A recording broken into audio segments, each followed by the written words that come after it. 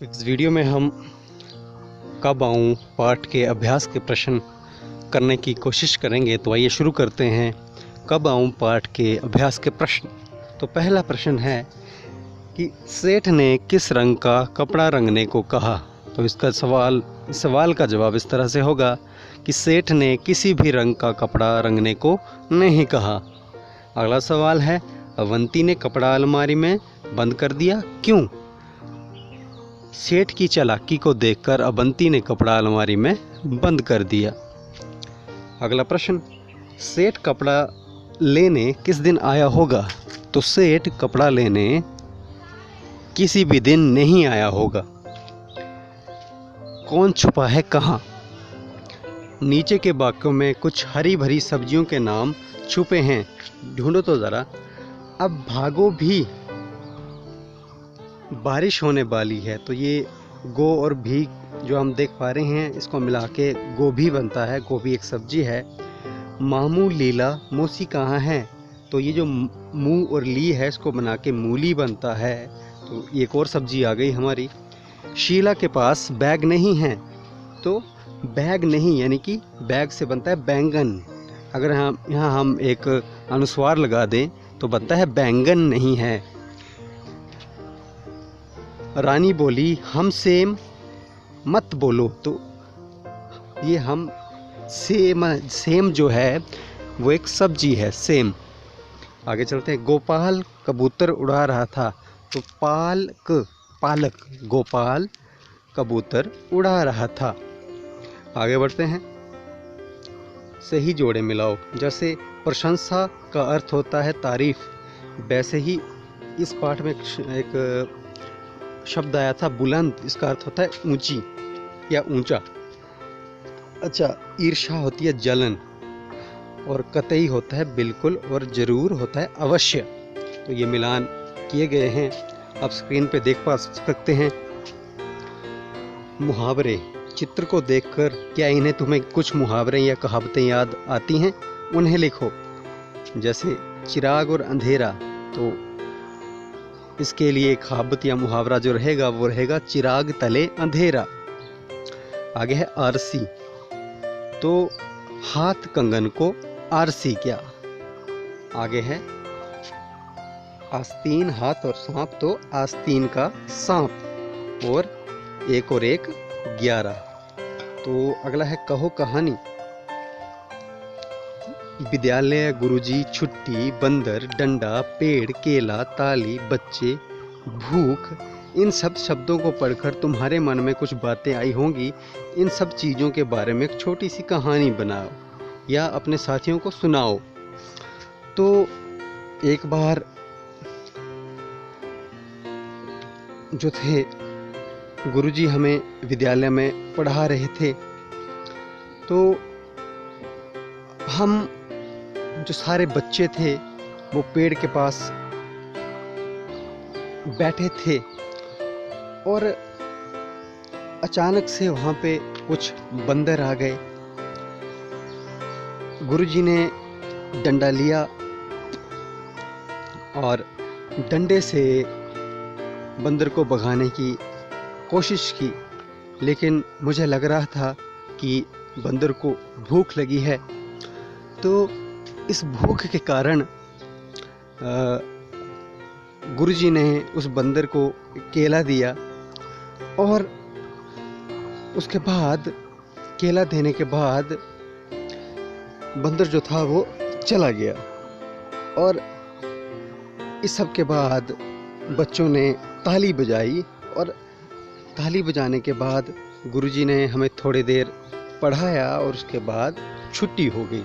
तो ये कुछ बातें हुई, एक छोटी सी कहानी बन गई।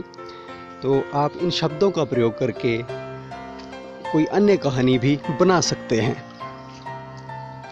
उछालो। एक रुमाल या कोई छोटा सा कपड़ा उछाल कर देखो किसका रुमाल सबसे ऊंचा उछलता है।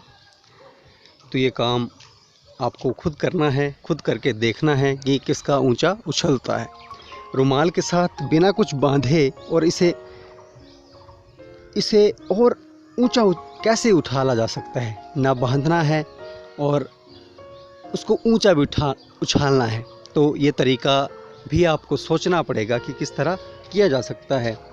मुझे तो लगता है अगर हम रुमाल को पानी में भिगो दें और भिगोकर उछालें तो ये और ऊंचा उछेगा। और भी हो सकता है कि अगर हम इसको भिगोकर इसकी गोल आकार बना लें और इसको और फेंकें तो उससे और ज़्यादा उछलेगा, या फिर हम इसको बांध दें आपस में, इसका आकार छोटा कर दें तो ये इससे और भी ज़्यादा उछल सकता है। तो ये 2-3 जो कोशिशें हम कर सकते हैं। इसके बाद अगला है समझदारी। रंगाई शब्द रंग से बना है, इसी तरह से और शब्द बनाओ तो साफ से बन जाएगा सफाई, चढ़ से बन जाएगा चढ़ाई और बुन से बन जाएगा बुनाई। तो इस तरह से और भी शब्द हम बना सकते हैं। क्या समझे? जिन शब्दों के नीचे रेखा खींची है उनका मतलब बताओ। मुझे बैंगनी रंग कतई अच्छा नहीं लगता। कतई का अर्थ होता है बिल्कुल भी अच्छा नहीं लगता। अवंती ने सेठ का मंसूबा भांप लिया। मंसूबा मतलब इरादा, कि सेठ क्या चाहता था। मैं तुम्हारा हुनर देखना चाहता हूँ। हुनर मतलब कौशल, कि कौन सा व्यक्ति किसी काम को करने में कितना सक्षम है या कितने अच्छे तरीके से कर सकता है, उसको बोलते हैं हम हुनर। जैसे कोई मिस्त्री कितनी अच्छी से लकड़ी के फर्नीचर बना सकता है, कोई कितने अच्छे से घर बना सकता है, कोई कितने अच्छे से पढ़ा सकता है, ये सब हुनर हैं। सेठ बुलंद आवाज़ में बोला। तो बुलंद आवाज़ होती है ऊंची आवाज़, जोर से आवाज़ बोलना।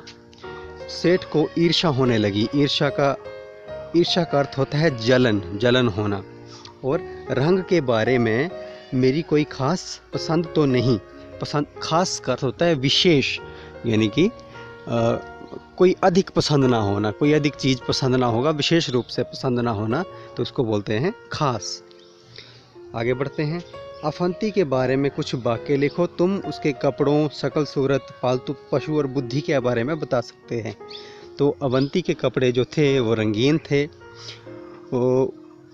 उसकी शकल सूरत काफ़ी अच्छी थी, उसकी दाढ़ी मूछें भी थी, उसका पालतू पशु जो था वो गधा था और उसकी बुद्धि जो थी काफ़ी तेज़ थी। तो ये 3-4 वाक्य उसके बारे में हम लिख सकते हैं। आगे बढ़ते हैं। जोड़े ढूंढो।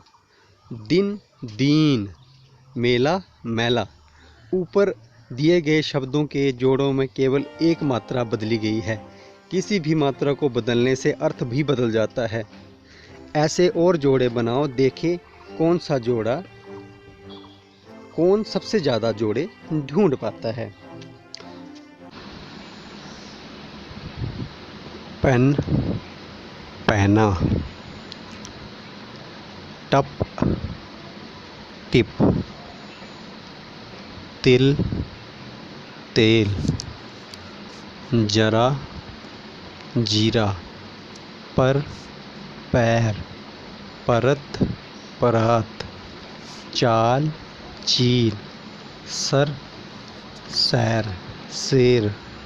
सरल, सरला। पड़, पेड़। कल, केल। अब है क्या है फालतू। कभी कभी हम अपनी बात करते हुए कुछ ऐसे शब्द भी बोल देते हैं जिनकी कोई ज़रूरत नहीं होती।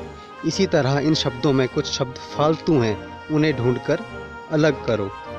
तो जैसे बाजार से हरा धनिया पत्ती भी ले आना। तो ये जो से और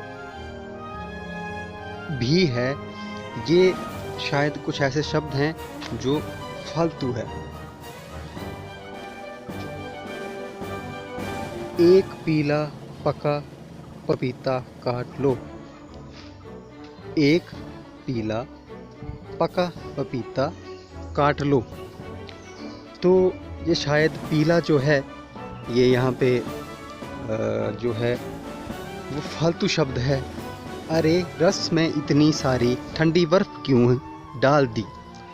तो बर्फ़ जो है वो ठंडी होती है, तो हमें शायद यहाँ पर ठंडी शब्द का प्रयोग करना नहीं चाहिए। तो ये इसी तरह हो सकता है कि अरे रस में इतनी सारी बर्फ़ क्यों डाल दी। जेवा बगीचे में से 2 ताजे नींबू तोड़ लो। तो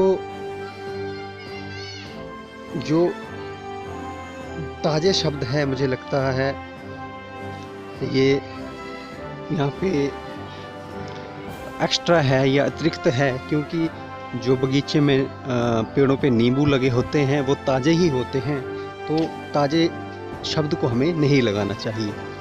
इसके अगला है बेकार की फालतू बात मत करो। तो ये बेकार और फालतू जो हैं इनका अर्थ लगभग एक जैसा होता है। तो या तो हमें बेकार की बात को हटाना पड़ेगा या फालतू शब्द को हटाना पड़ेगा। आगे बढ़ते हैं। तो ये अभ्यास के प्रश्न यहीं पर समाप्त होते हैं। मुझे उम्मीद है आपको ये वीडियो पसंद आई होगी। ये वीडियो अगर आपको पसंद आई है तो इस वीडियो को लाइक करें, इसको शेयर करें जिनको इसकी ज़रूरत है या आप समझते हैं जो इससे लाभ उठा सकते हैं।